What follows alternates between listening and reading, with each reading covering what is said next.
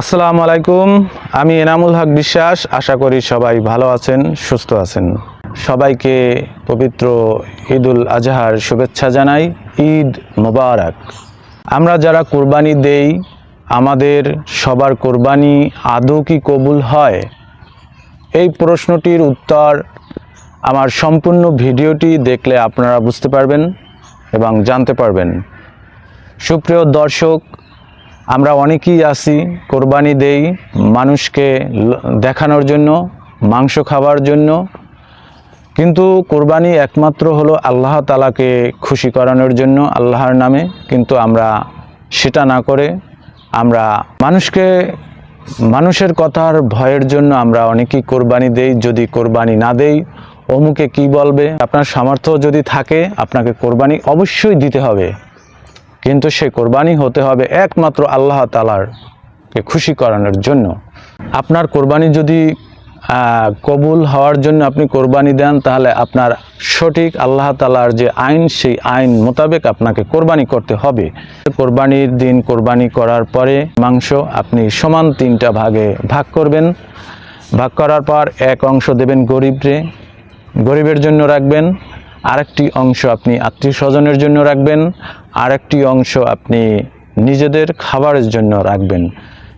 এখন আমরা অনেকেই কি করি, মানুষকে দেখানোর জন্য যারা কোরবানি দিই তারা কোরবানি এনে সব মাংস সাথে সাথে ফ্রিজের ভিতরে সম্পূর্ণ মাংস আমরা ঢুকিয়ে রাখি।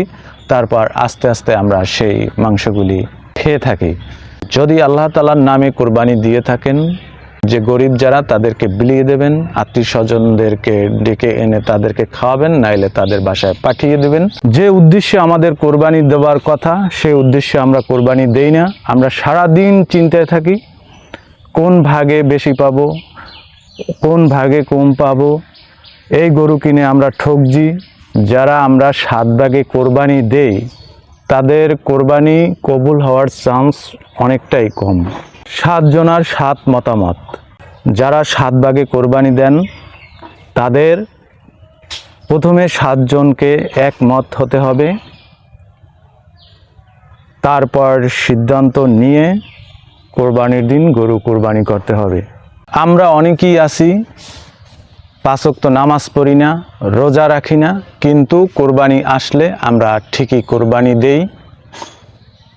কিন্তু আপনার কোরবানি কবুল হতে হলে আপনাকে 5 ওয়াক্ত নামাজ পড়তে হবে, রোজা রাখতে হবে, হালাল পথে টাকা উপার্জন করে পশু কিনতে হবে এবং একমাত্র আল্লাহ তাআলার নামে কোরবানি দিতে হবে। তাহলে আপনার কোরবানি কবুল হবে। আপনার কোরবানি অবশ্যই দিতে হবে। যদি আপনার সামর্থ্য থাকে আপনাকে অবশ্যই কোরবানি দিতে হবে, কিন্তু সেই কোরবানি হবে একমাত্র আল্লাহকে খুশি করানোর জন্য।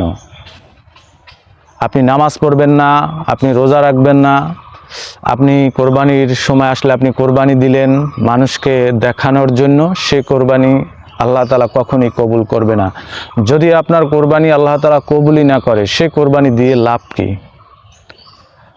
আপনারা অনেকেই আছেন কোরবানি কবুল হইলে হোক, না হইলে না হোক, কোরবানি আসছে, কোরবানি মাংস খাওয়ার জন্য গরু কোরবানি দিলাম।